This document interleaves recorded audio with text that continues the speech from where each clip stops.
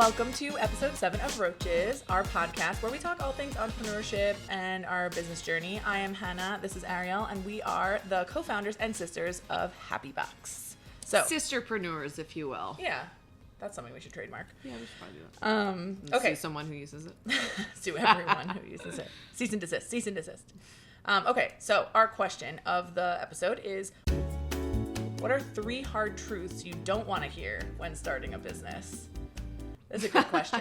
I mean, I think one that I was told by a mentor, and I vividly remember this moment. We were literally out to lunch in LA. I was showing him our proof of concept. I think we were on Etsy or Wix at the time. Oh, gosh. And I was showing, and honestly, the question/challenge, which is something we've talked about, is this a hobby or a business? Do you just like doing this for fun, or is this a business? So I think that challenge, it's not a truth, I guess, but it's like, it challenged us to think about what is this going to become, or what can it become? I would say a hard truth is realizing that everything is in the numbers, that you don't want to believe.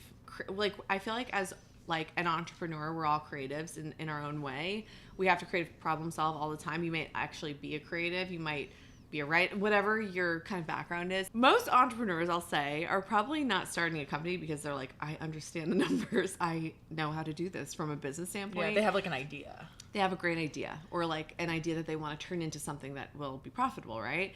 So I think a really hard truth is sitting your ass down, looking at numbers. That is like, and I know I feel like I'm like that, the person who says that every single episode, but because obviously you guys are consistently watching.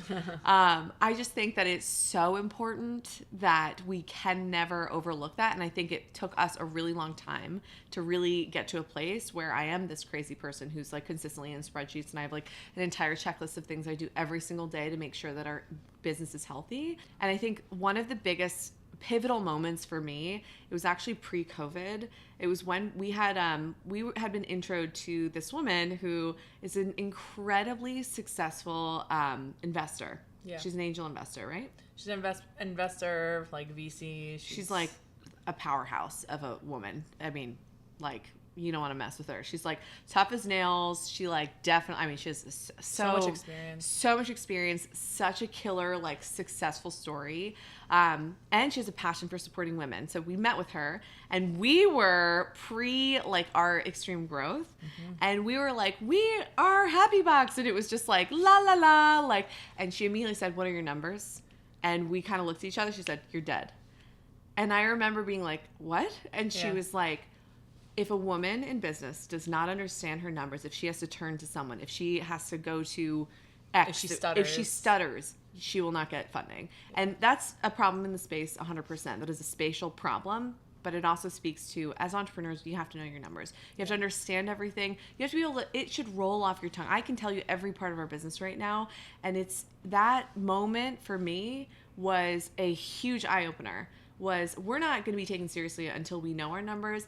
And we had hired fractional CFOs. We had hired people to kind of outsource this. And I think this in 2025 is the first time, not, I guess 2024 too, actually probably 2024, we are not outsourcing the business. You know what I mean? Like, we have like historically outsourced. Like core business function. Yeah. And this is like it. Entrepreneurship is literally knowing the numbers, finding the direction, of course, having that creative idea, and like I literally am the creative here. You know what I mean? And it's hard too, because as an entrepreneur, you're also told a lot, hey, like, hire for what you don't know. Correct. Like, you're told, like, hire experts. And you should for a lot of things. For a lot of things. And for some people, they might need that, right? Like, I think you have to decide what you need to have in-house and what you need to outsource. And that is a tricky balance, especially in the beginning when you don't know what your business is actually going to be like.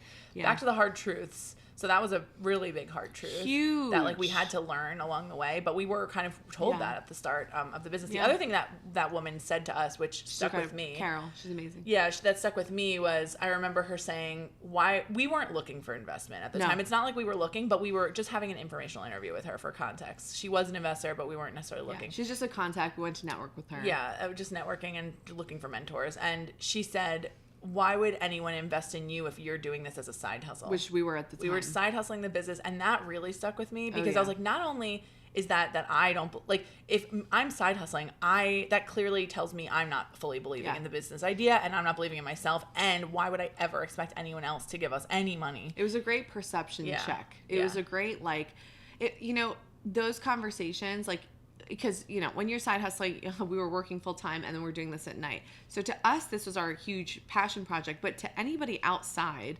literally 1 foot removed from our little dotted line that we have would be like, oh, they're not in it. They don't believe in it because they have. And it took her saying it to our faces to be like, she's like, how could you ever ask for my money? Like, and she, again, we weren't asking for her money, but she was like, how could you ever ask for my money? Why would I put my money in on the line if you're not even using your time to, like, you don't even believe in this? And I do think, going into that a little bit, like, you should side hustle in the beginning. 100%. If you're self-funded, you should, because there's no, like, if you don't have investors and you don't have, like, a salary built into whatever you have, you need to, like, or rely on your trust fund, which maybe you have.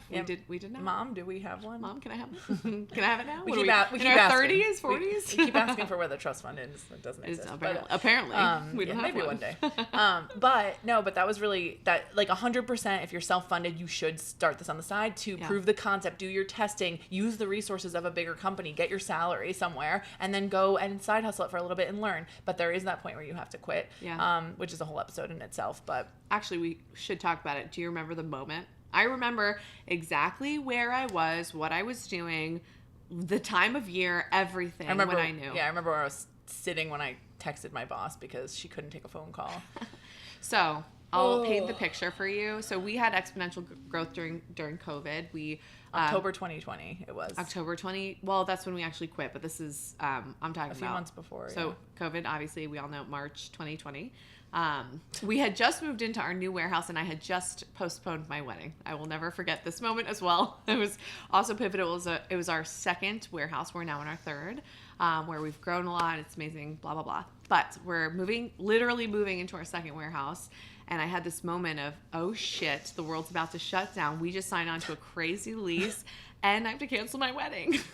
Canceling only because of COVID. We eventually eloped and then got married. But anyway, fast forward literally 1 week, we are inundated with orders. It was just crazy. Our growth was insane. We just kept getting orders because we were one of the only companies that dumped money in when companies were pulling back. In advertising. So had identified, well, wait a minute, there's a lot of opportunity here. So we just threw money into the business. A lot of businesses couldn't keep up with their supply chain, so they pulled back their media spend. Yeah, but we were small enough, and we had local vendors. Yeah, so we were sourced able from to small businesses, so we were able to, locally, who were actually shut down. So they were really appreciative of our orders and incredible. I mean, it was just so fulfilling to be able to keep some small businesses in business, which was really great. Yeah. But also to stay in business ourselves, too. That was amazing.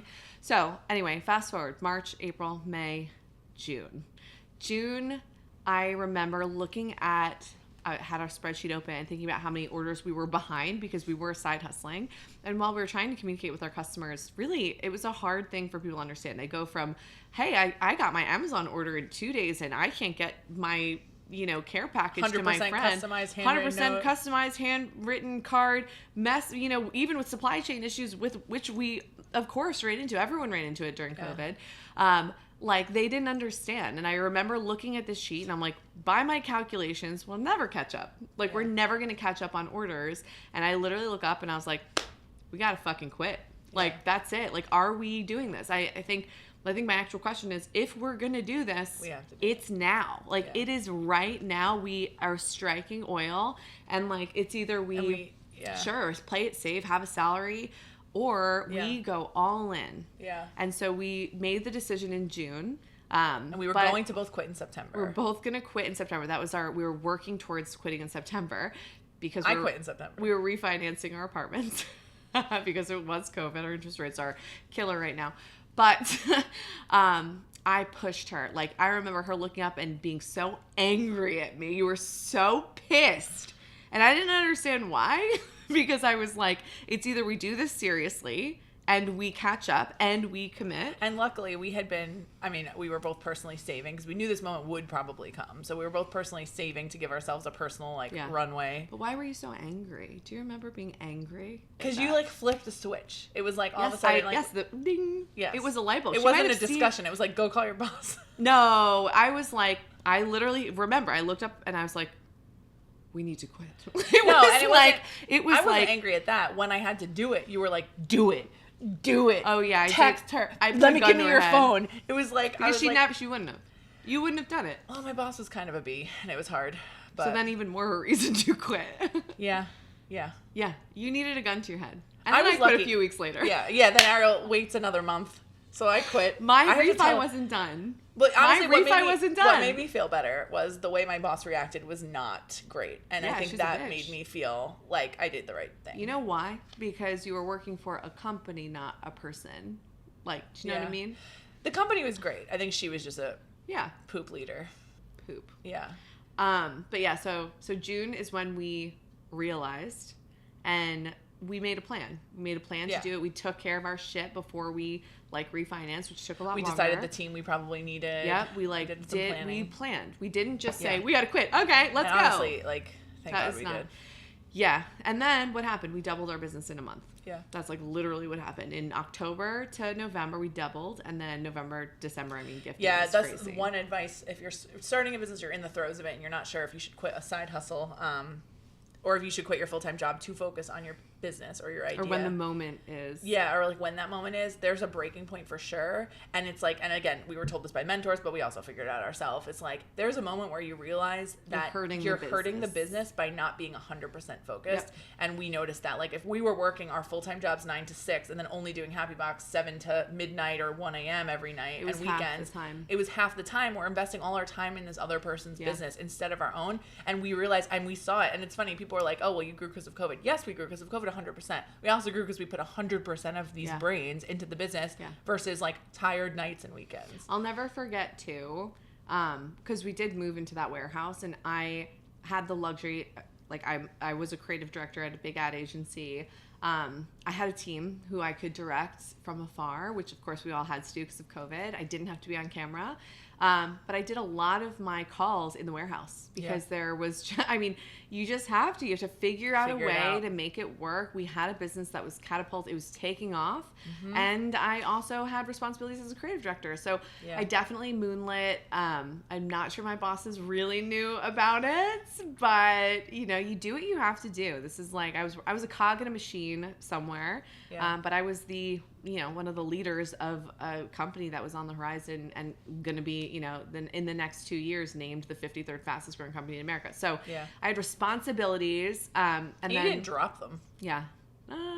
Did you? I don't think you did. No.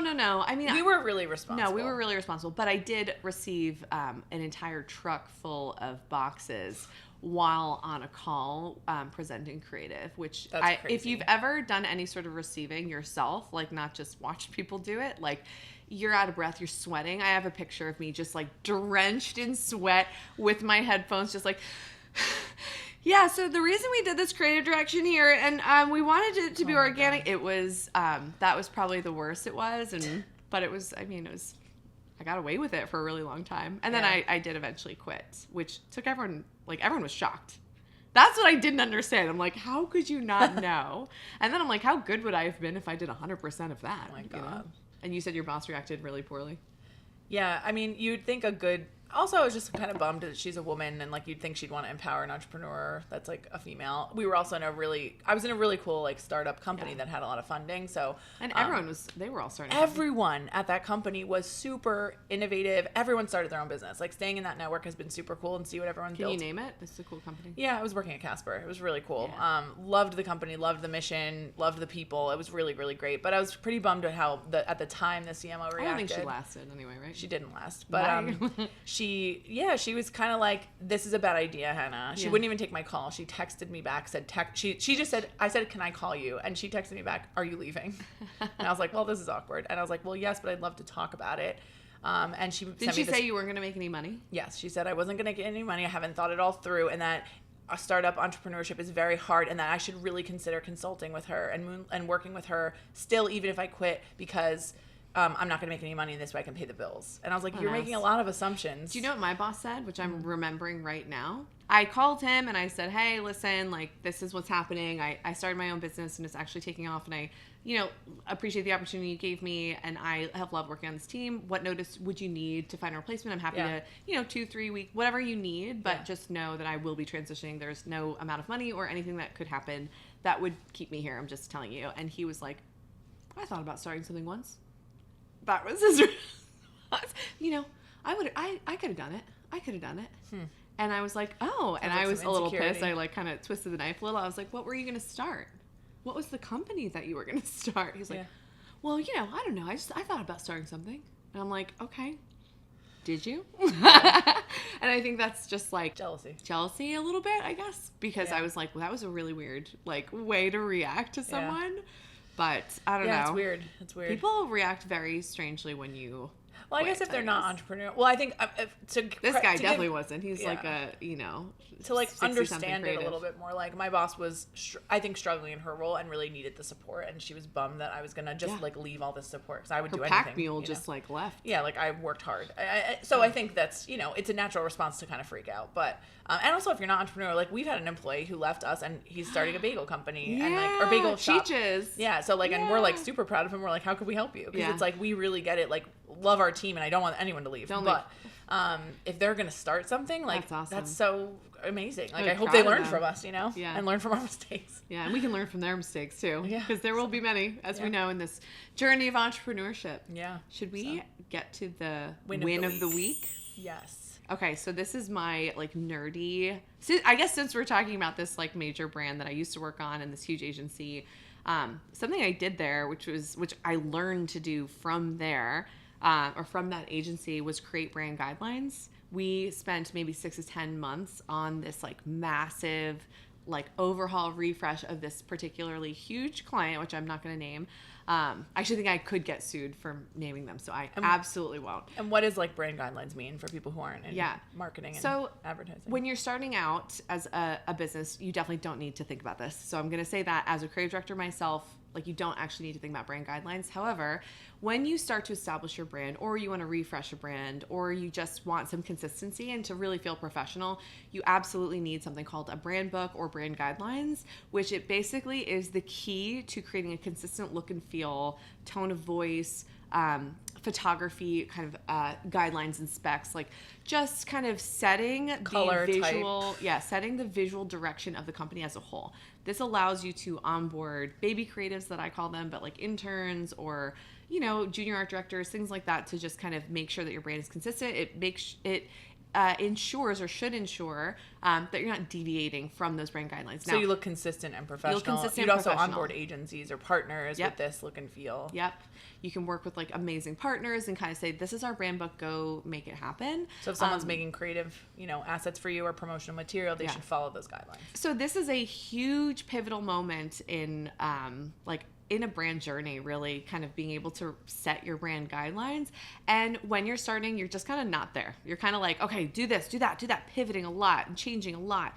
Now in 2025, I've officially kicked off brand guidelines for Happy Box. Huge win. Which is a massive win. And we have consistent art directors and designers on the brand. So it's not been something we've necessarily needed, because we've hired specific designers doing this internally. I'm overseeing things. It's generally okay. However, the idea is to grow and to scale and to be able to kind of capture our brand in a book and have guidelines. That has been a huge dream of mine. Again, something I would not recommend starting out, maybe just a 1-pager on type, color, design, direction.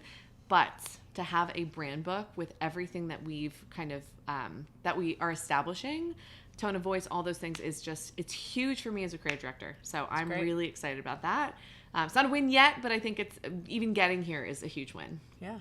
And for those who are just joining us, we do a win of the week because it's really hard in entrepreneurship, and we want to celebrate each and every win, no matter how small. But this was a pretty big one. Yeah. Yay, 2025. Let's go.